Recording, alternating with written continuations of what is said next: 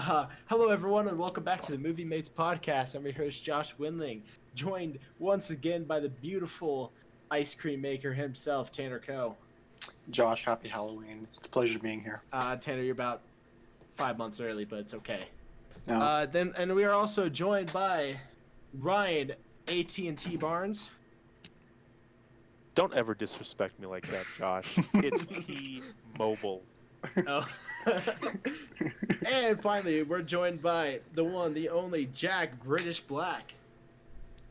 Hello.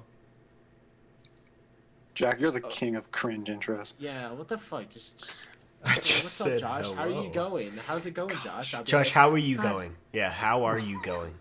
I'm going good, dude. You know, filled up the filled up the old tank recently. Feeling great. When you Wanna go try back that to again, work. Josh? Anyway, we're going to that question, Jack. I am at work, and today we are going to be hopefully reviewing.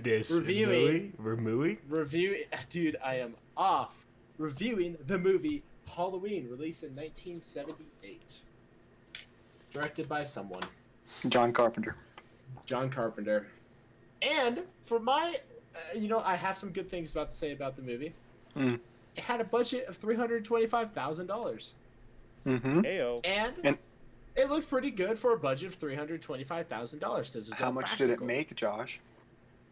Actually, do not have that. I do not 40 million in the U.S. alone. What? That's really good. I think at the time it was in the top 5 most successful movies ever. So the new one made brand new one that came out made $255 million. Yeah, that's crazy. That's actually I heard that one actually pretty good. Anyway, yeah, boys, we're reviewing Halloween. Yeah, I was not excited to watch this. really? Tanner, I think you knew I wasn't excited to watch this. I love this movie. I love this. This is like in my top 15 favorite movies.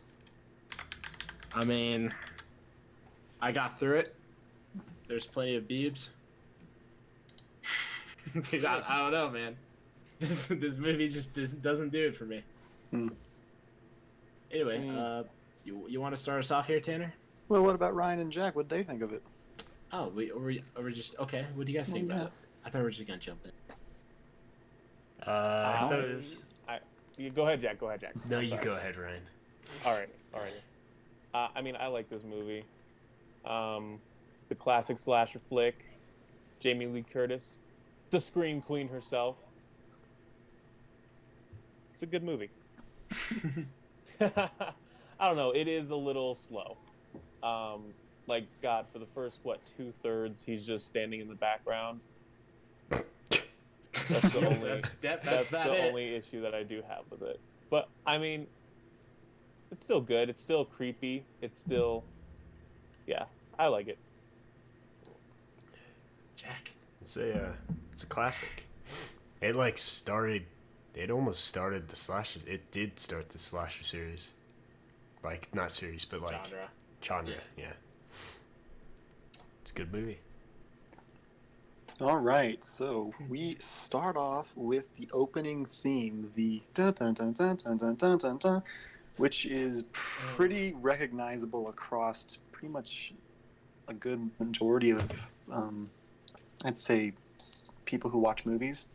People would recognize it, but not know maybe where it's from. But I think a lot of people think it's a very recognizable tune. Yeah, I think everyone knows.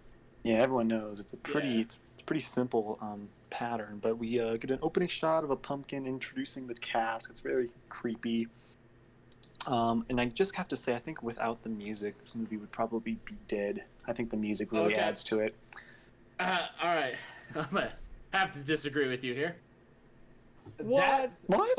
That fucking theme came up so much during the movie. I hated it at the end, dude. Josh, it ruined it ruined so many scenes that were meant to be creepier, but just adding his theme. All right, the sound cues that they move, it's annoying, bro. I'll give them the ambient like music they had. Stop. The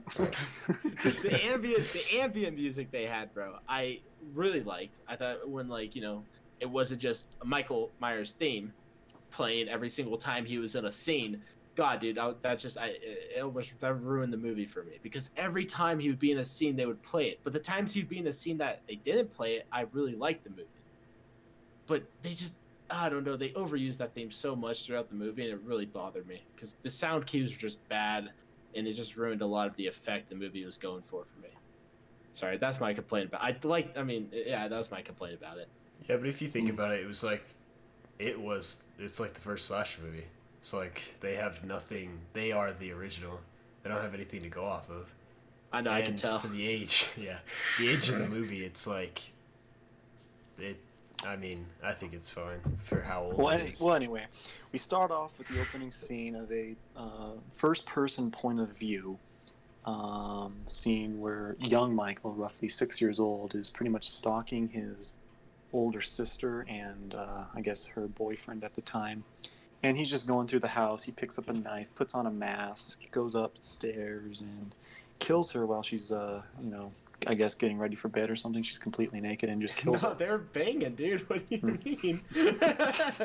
Well, no, he left. He left. Yeah, she wasn't getting ready for bed. She just got done fucking.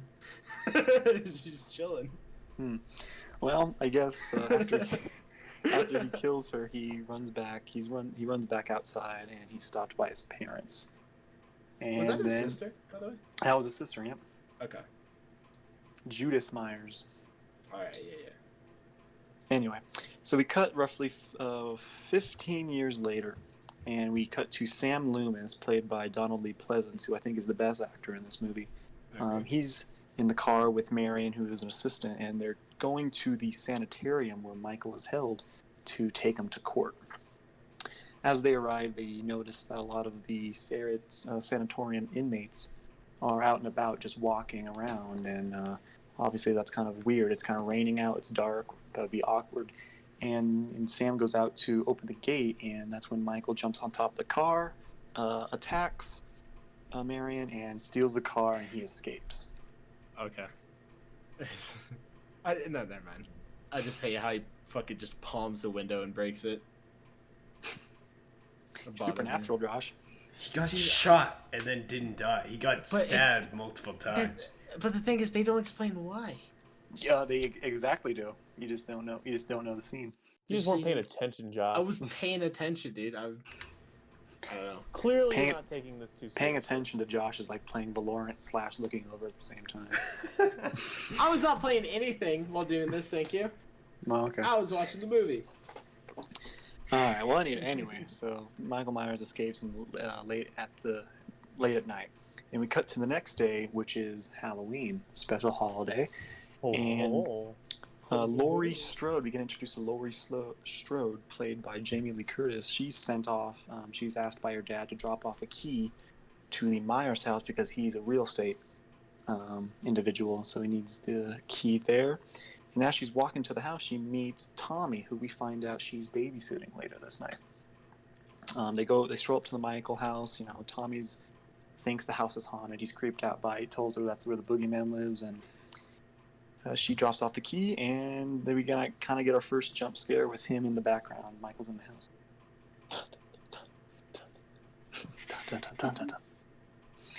All right, we cut to Sam Loomis, who is kind of like in transit. He stopped at like a payphone. He's calling up the town, the fictional town of Haddonfield, Illinois, telling the chief of police that, hey, you guys need to watch out for this guy. He's a threat to society. And as he sees that, he sees the robe of Michael, this white robe, and he notices that he was here, and he's not far off his trail, but what Sam Loomis doesn't see is the dead mechanic in the bushes. So that's the first Michael Myers death for a long deaths to come. All right. Yeah. Cut to Tommy. He's holding a pumpkin after school. He's getting bullied by all these kids. All the kids are saying, "Oh, the boogeyman's gonna get you. The boogeyman's gonna get you." But he fell in the fucking pumpkin too. Yeah, he fell in the pumpkin. And Michael, as the kids run off, one of the kids gets stopped by Michael. It's kind of, it scared me a long time ago. But and Michael starts breathing deeply out. Yeah, and he's stalking him. He gets in his car. He's driving down the road at like 5 miles an hour, just watching this kid. Bro, this motherfucker never ran out of breath. Let me tell No. you. He was taking them deep breaths. He's always short of breath, though. That is true. You know, he's walking so fast that he just loses breath so much. We cut to Lori. She's in class. She's like in an English or philosophy class, and she looks out the window, and she sees him just standing there by the car. She gets called on by the teacher. She answers it. She looks back out the window, and he's gone. Poof. Then we get a. I feel like I'm missing something. It doesn't really matter. We cut to Linda, aka the Totally Girl. That's what she says all the time. Totally. And Lori, as they walk home, and as they're walking home, they meet. We meet Annie, who we also know is learning or is going to be babysitting just a few houses down for the night. So what we know is that Lori is this nice, pure virgin girl, while the other two sluts are with her friends. All right. Mm-hmm. Dude. While they're walking home, they come up with a plan that Linda's going to come over to the house with her boyfriend Bob later in the night, because apparently that's how teenagers did it back then. You just go into random people's houses and fuck, I guess. As they're walking down, Yes, they see the sir. car. It's the room, bro. As they keep walking down, they see the car, and Annie comes out and, hey, jerk, speed kills, and he stops. And they're just waiting for him. He just drives away. Anyone else notice he wasn't going fast at all? Not really. Michael Compared Myers to some of us. Yeah, Michael Myers doesn't go fast in any aspect of his life. Well, to be fair, it's probably his first time in a car, Josh. Well, but he wasn't going fast. She was just being a bitch. She's like, speed kills, and then I wish he'd just like fucking roll down his window, throw a knife at her head. Well, apparently they thought it was like another That's boy sick. because of the car model or something. Yeah. So Linda leaves. She's out of her house, and Annie and Lori continue to walk down, and they see him again, just hiding in the hedges. Lori sees him, but Annie doesn't. Annie pretty much goes to the hedge to investigate, but he disappears, and there's no one there. Wait, and she kind of taunts. I thought Annie did. Yeah, Annie did. I said Annie. Oh, I thought you said Lori. Oh, never mind. Keep going. What? Sorry, I thought you said Lori. Well, anyway, Lori comes over, and she's kind of dumbfounded. Annie kind of messes with her, teases her about boys. Yeah, what a bitch, dude. At home, Lori arrives. She sees Michael again in the background, in the backyard. And he disappears again. The phone rings. Turns out it's Annie.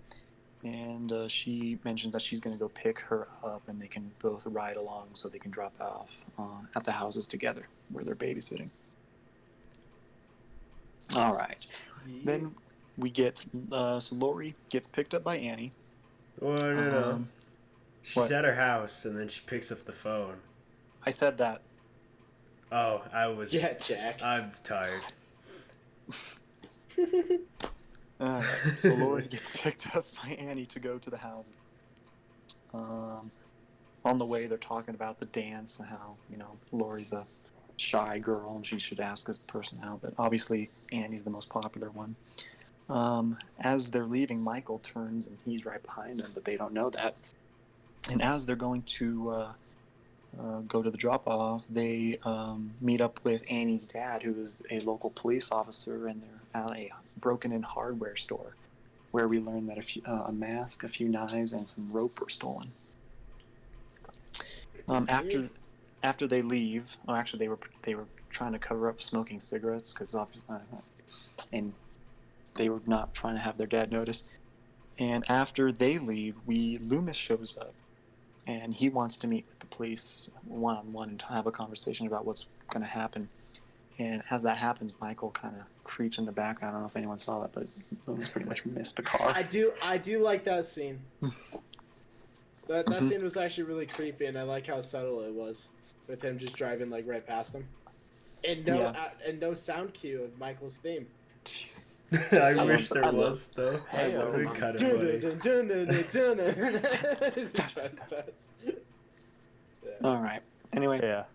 Lori and Annie, they arrive at their houses, and Michael follows them. He parks a little bit down the street.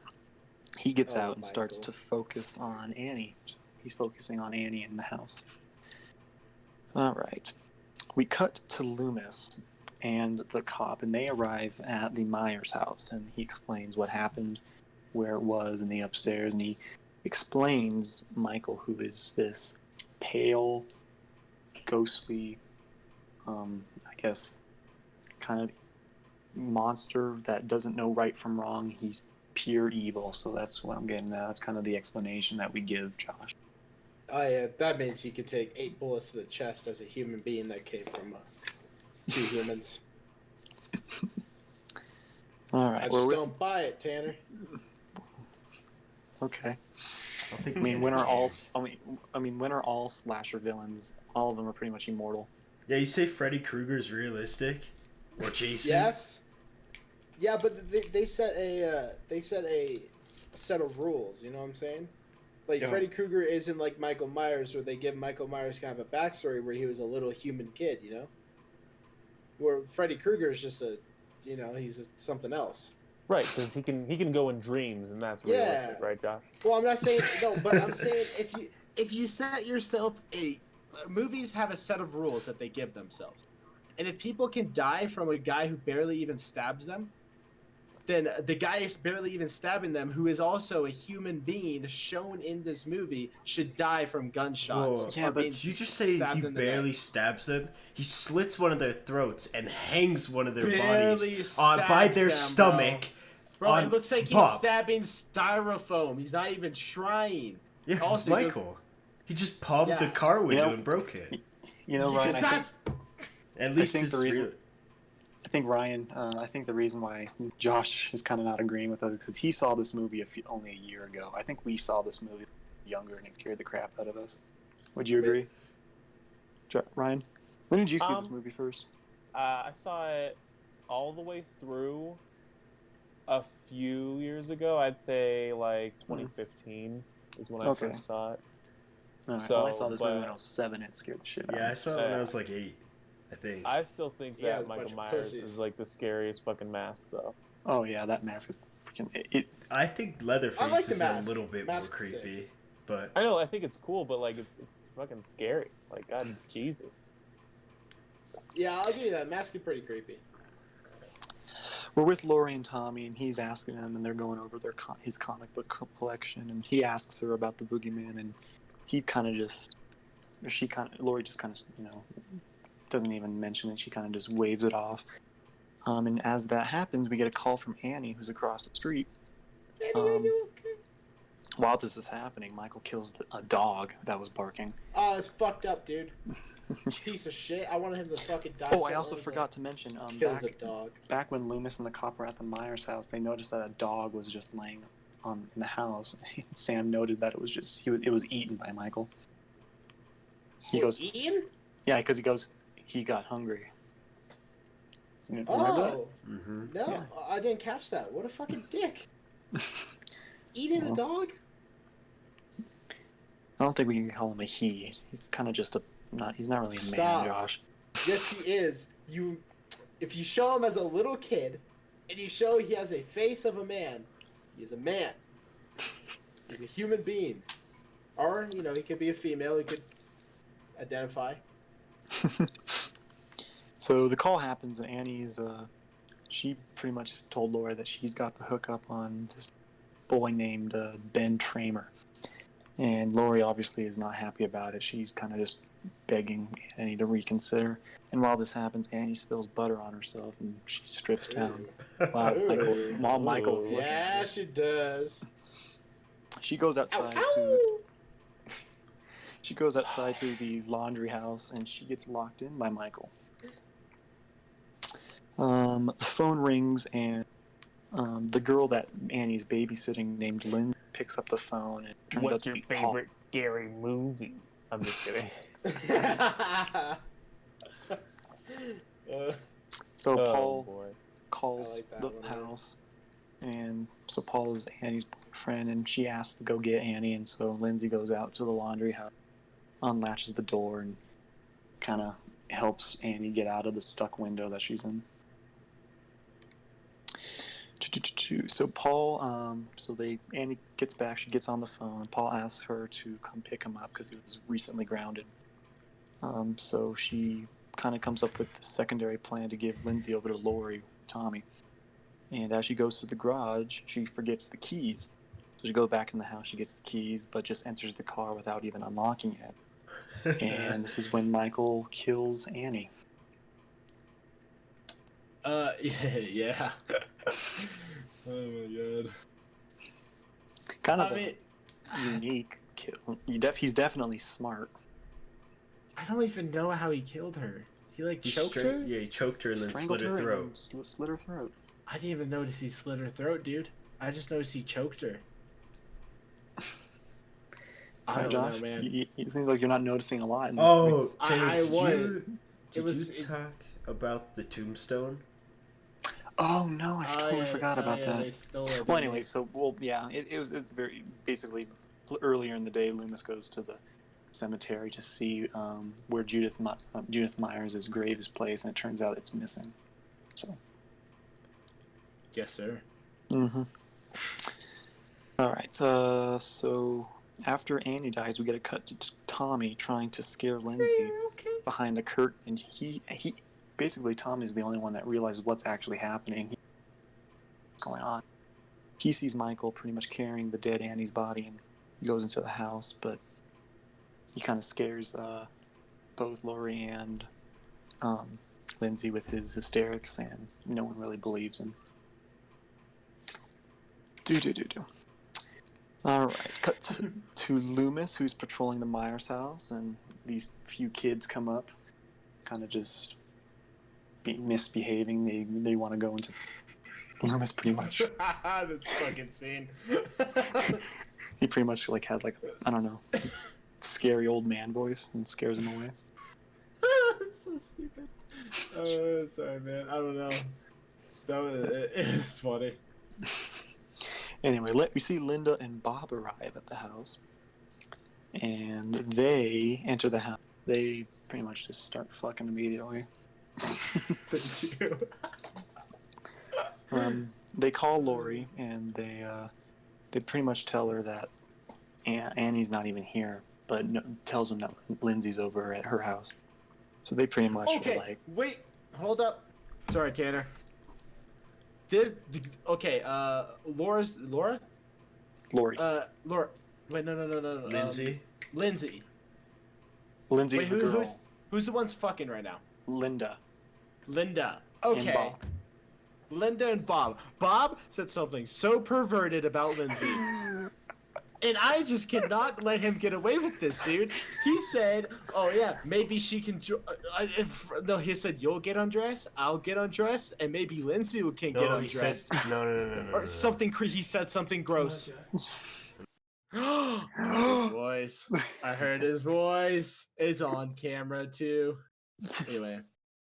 No, he says, I'll rip your clothes off, you rip my clothes off, and we can rip Lindsay's clothes off. Dude, that's so creepy! She's like, what, 9? Ugh. I'm just saying, bro, this movie is not PC. No, it's not. I do not respect that they wanted to rip a little girl's, fucking pedophile. It was the 70s. And you know what? That guy deserved to die. Fuck Bob. Yo, the 70s, they just fuck little girls?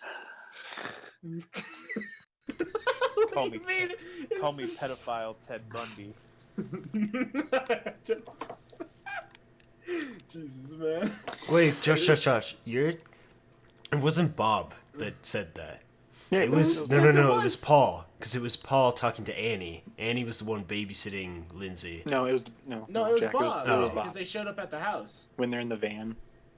We could rip Lindsay's clothes off. Are you sure he says Lindsay and not Annie? Oh, he says Lindsay, bro. I know it because I think it's Lindsay. I literally rewinded it and watched because I'm like, you fucking pervert. Yeah, sorry. It's Lindsay. Yeah. Fuck that guy. Anyway, you can carry on now. So they pretty much goes upstairs. They pretty much go upstairs into the bedroom and start fucking. And keep in mind that Michael's in this house. He's just in the house, but they don't know it. We're getting to my favorite scene. So they start moaning and groaning, and after they finish, Linda wants a beer from downstairs and instructs Bob to go down. He goes downstairs, grabs a beer, sees that the outside patio door opens. He thinks Annie is back, opens the closet, and boom, here comes Michael, and he pins him against the door with a knife thrust to the stomach. And then after he kills him, he kind of steps back and looks at him as if he's looking at a butterfly collection. Okay, I didn't get that. Okay, that's a weird analogy, but okay. Yeah, he was just looking at him, and he was tilting his head like he was looking. All right, Josh. Whatever. Alright. We cut to Michael now. He's covered himself in a sheet. He has glasses on. The best scene in the movie! This shit is so funny. Linda flashes him. Wait, okay, dude, I'm sorry. This is the funny. I was dying laughing. He just shows up in a fucking like a ghost. And he's so much shorter than what Michael Myers is. Yeah, he's super short. He's so short. And then he just stares at her and doesn't say anything. It's like, what the fuck, man? Alright, well, he covers himself with a sheet and he has the glasses on. Linda. He has the glasses on! He could have just killed her. Why'd he do this? As Linda flashes him, she goes to call Lori because she's interested about what's happening with Annie because she hasn't shown up. During the call, Linda gets strangled by the telephone cord and kills Linda as Lori hears the moans over the phone. And then makes fun of him. And she starts like fucking coming while dying. Like, why are you making those noises? Once again, Josh, it was the first of its kind. Shut up. Oh, I'm sorry. All right. Once again, we cut to, so they hang up, and then once Tommy and Linz are in bed, Lori goes over to the house because she's kind of curious and worried. She goes over to the house. She enters the back patio doors open. She goes up the stairs. She's telling everyone that's not funny. Jokes over. She goes upstairs, opens the door, and sees the dead Annie laying on the bed next to the above the gravestone that says Judith Myers. She is pretty shocked. She backs into a corner, and this is when Bob just gets hanged in the closet. And then another shot of the door opening, the dead Linda in it, and she strolls back into the hallway, gets into a corner, and this is kind of a really cool scene where we just see the mask appear in like a bluish white light, and he stabs her and misses, but kind of gets her arm. She falls down over the stairs. She's trying to escape. She goes back into the kitchen area, locks the door, but realizes that Michael's locked the patio door with a rake, and it's pretty much a close call. She basically barely gets out before he knocks over his door. And then this is where we kind of get the Scream Queen introduction of Lori, where she's going all over the neighborhoods, screaming, going to a neighbor's house, asking for help, but no one's really answering. She goes back to Tommy's house, and she forgets the keys. And she sees Michael coming. She picks up a potted plant, throws it out the window to wake Tommy up. He wakes up, and he takes forever to go and open the door, narrowly escaping Michael's grasp by closing the door. He instructs him to go upstairs and hide, and she is on the couch having her sewing set, and she notices that the window's open. So he's inside the house. He comes up and tries to attack her. He misses, and he gets stabbed with a knitting, I guess. Knitting needle. Yeah. Yeah, she used D-strike. It was destroyed. Thinking he's dead, she goes upstairs to comfort Lindsay and Tommy. And Tommy goes, "You can't kill the boogeyman," as we see him come up the steps, and there he is. This part is creepy. Yeah, she goes in one room, the other kids go in the other and lock themselves in. She opens the door off to the upstairs patio, thinking that she'd escape. She instead just goes into the coat hanger closet. Hey, can you pause for a second? Go ahead. Hey, Ryan, can you please quiet the controller? Josh. It's very loud. You're very loud. Anyway, Taylor, continue. Michael finds her, and she's basically traumatized. He's knocking down the door, flickering the lights on, where we kind of get to see the mask and as he gets close, she grabs a coat hanger, untwists it, and stabs him in the eye. Yeah, she's gruesome, dude. She goes once again out. Sorry, strong closet door on that one. She comes out once again, comfort, tell the kid to go outside, go to the neighbor house, tell him to call the police. While this is happening, Sam Loomis sees where the car is, and he's kind of in the general area of where Michael's is, and he's patrolling the area, and he sees the two screaming kids coming out of the house, so he enters the house. Next, we kind of get a silent scare where basically Michael just sits up and looks over, and as Laurie is just kind of recovering, he pretty much strangles her, and she gets his mask off, and this is when Loomis comes up the stairs and shoots him. He shoots him several times, and he falls off the balcony and lands in the lawn. Laurie asks if that was the boogeyman, and Sam Loomis says it was. As he goes over to inspect, Michael Myers is gone, where we get the music again, and we cut to credits. God, those gunshots made no sense. Oh my God, Josh. Dude, You gotta stop looking at this movie you gotta stop looking at it from a 2020 movie's perspective, Josh. It's just not. Tanner, you said we have to hold every movie to the same standards. Okay. Okay, so that's why when we were watching The Room, you told me to stop watching it so critically. Yeah, I guess it's this dumb movie. I didn't watch this movie that critically. I actually, I'll be honest, I did very much enjoy the final act. I did very much enjoy. Well, I'm just saying, like, you can't, it's first of all, this budget was way less than The Room. Okay, so there's no excuse for The Room. Well, given the room was like, I think like $5.99 million of those dollars were advertising.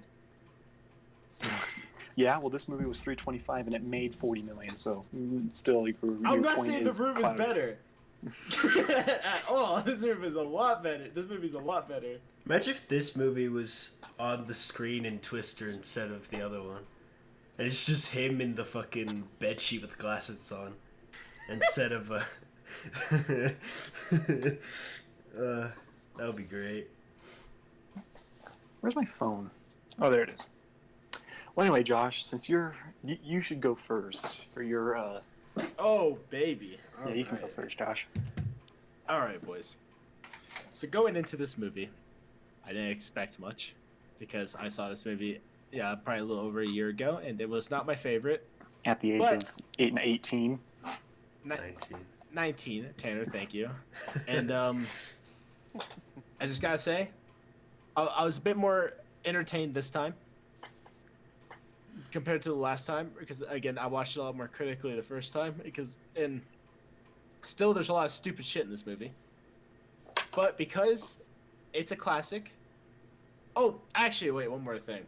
I just want to say, this movie is literally just Thanos, who's Michael Myers, going around and killing all the horny teenagers. All right, this is just as all things should be. Exactly. He was trying to stop overpopulation. So Michael Myers is actually the good guy in this movie. He's just trying to kill those horny teenagers at fucking adults' beds, and it's really weird. Just stop that. Thank you, Michael Myers. All right, too many horny guys. Like, I don't know. It was weird. The plot in the movie is very. I don't know. It's just so slow. The start of this movie is super slow, and I don't feel like you really get entered. You don't really get. The only person you learn the most about is Laurie, and I think they did fine with Laurie. I think Laurie had a good character. I thought Michael had a good character, just because you're not really supposed to learn much about him, and I think they did a good job about that. I like the doctor. Doctor did a good job. The cops, I got confused about. I thought I don't know. I know it was her. It was Linda's dad, right? Or no, Annie's dad was the cop, and then we don't really get him seeing Annie's body at all. So there's no payoff in knowing that. In the second movie, there is. Yeah, but this not the second movie. Okay, well, you're saying you never get to see it, but you Tanner, is the second movie good? No, Thank you. It's not as good as this one. Yeah. Well, I mean, sequels usually aren't. Except the greatest superhero trilogy of all time, Batman. Anyway, I don't know. I did like the final act of the movie until he got shot. It just didn't make sense to me. But it's still creepy. I thought it did what it was trying to do. So I'm gonna give it a 6.8. All right, Jack. Actually, no, Jack, you can go last. Ryan, since it's your movie. Ryan, how about you? I liked it. I don't really have a lot of criticisms other than that it was really slow. I mean, which is fine. I liked the background shots. I think those are really, really cool. And I do. I don't know. I don't have too much to say about this movie. Yeah, I'm sorry.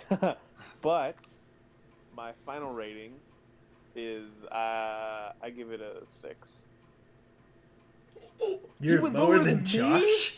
I'm sorry, dude. Wow. I don't think it's up to a 7, and I didn't want to give it like a point something because I'm not that douchebag. So What, dude? Just give it a point something. no. Dude, I gave it mine because I know it's a classic, and I respect it. Look, it's a good classic, but it's not the I best made you classic. respect it, Josh.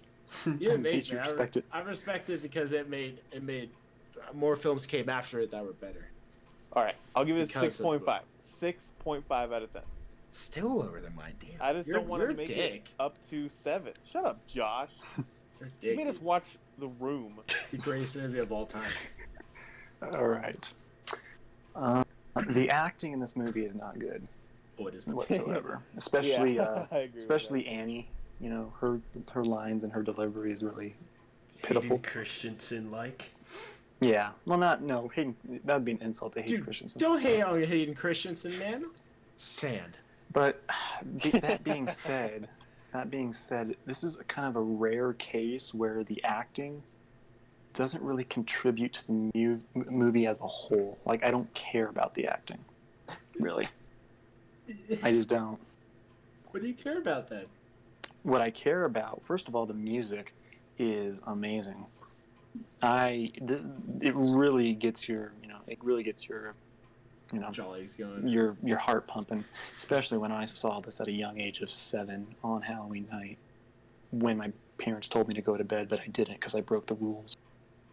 And I wish I would have followed them, but You're such this a kind bad of boy. Oh, I know. This actually started the whole stereotypical, waking your parents up in the middle of the night saying, I had a bad dream, for me. So this movie did do that to me.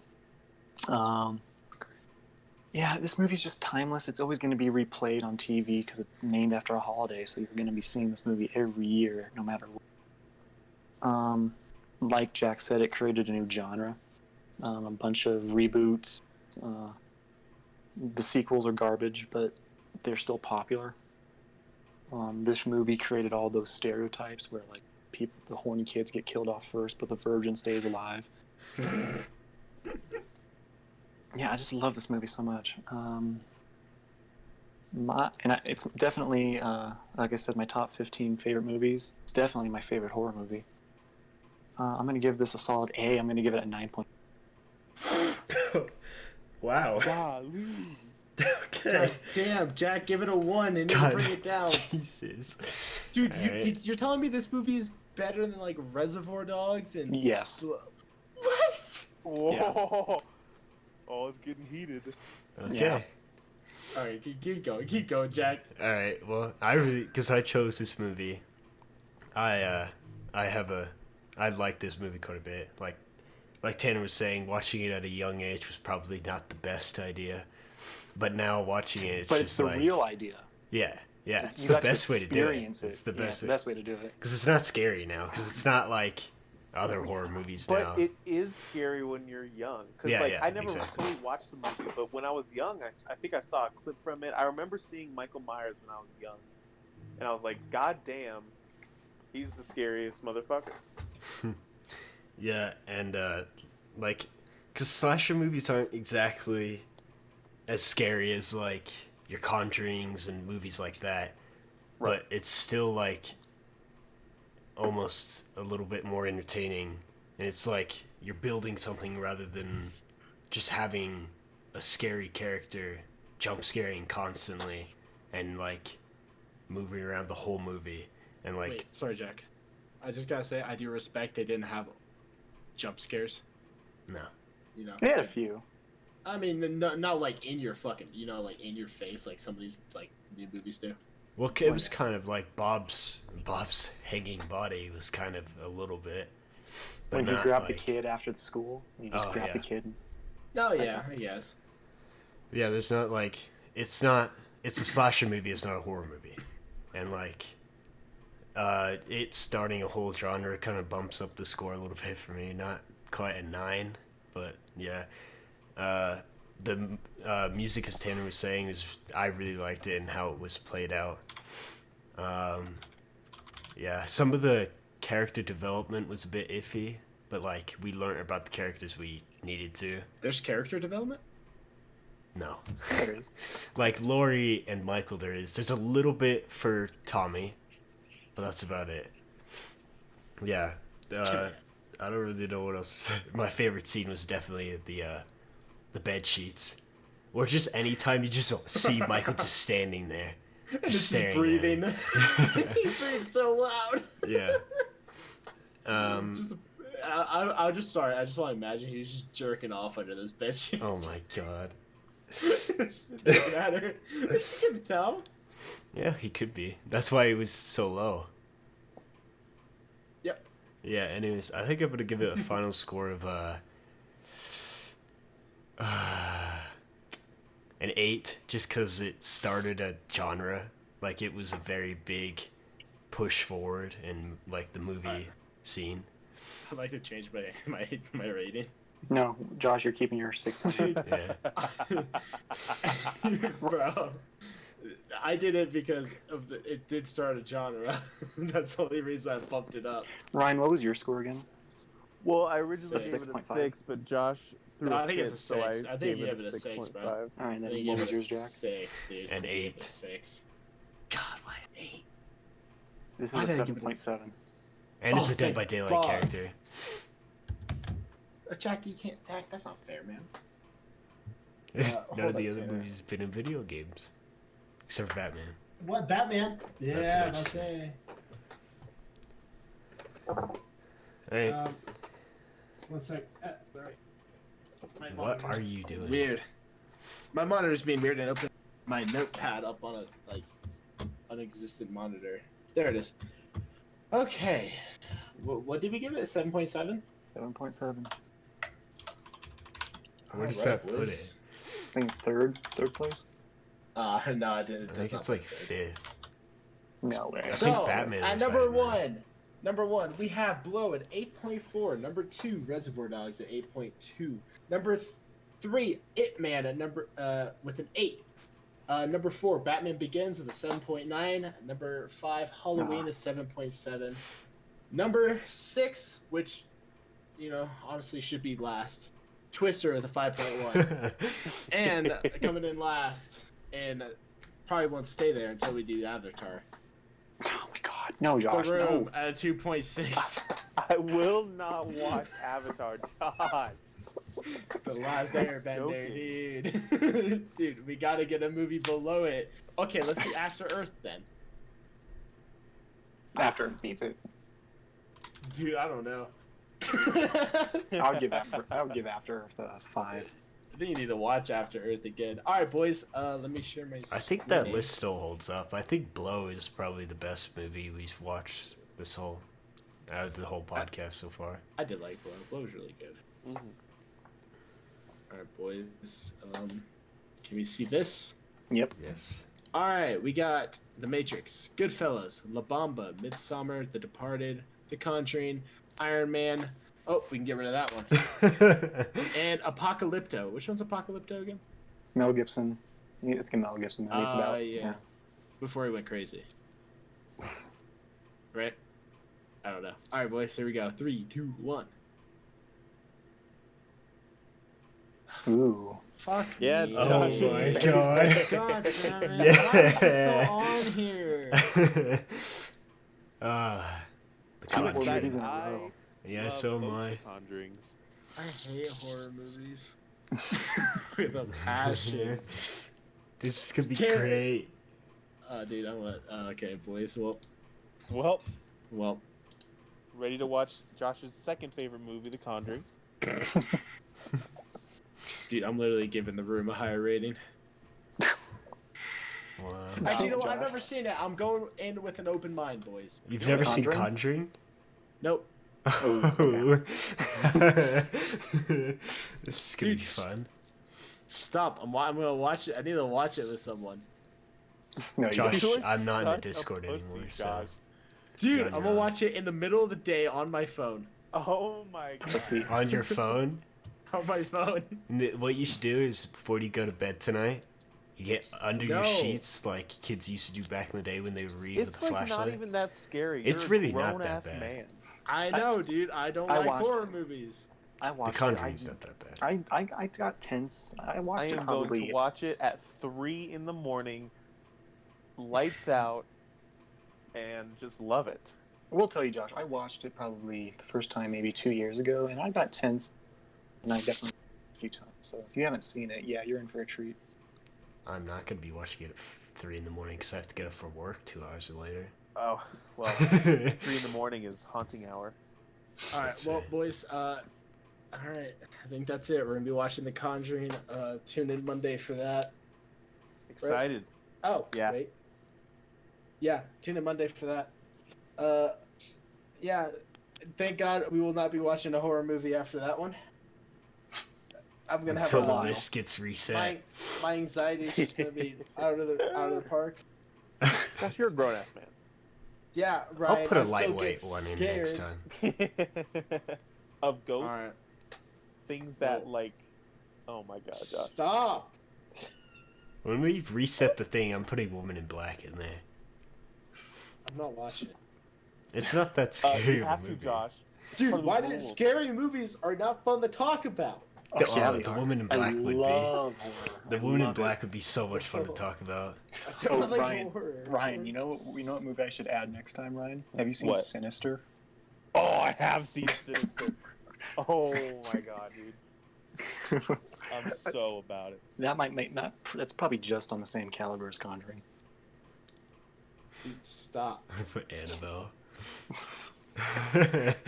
Bro, if you guys doing that, I'm only putting shitty movies next time. That's fine. That's fair. You still have to watch the Dude, horror I'm- movies. Compromise. I'm doing After Earth, The Last Airbender, and fuck, I need to think of another one. I'll just do another one of his. Oh, fuck, who The second directed, Halloween. No, who directed that? Who directed fucking The Last Airbender and After Earth? He directed both. Oh my I don't god, know. the King of Twists. D&D. Oh, M. Night No. Shyamalan. M. Night Shyamalan.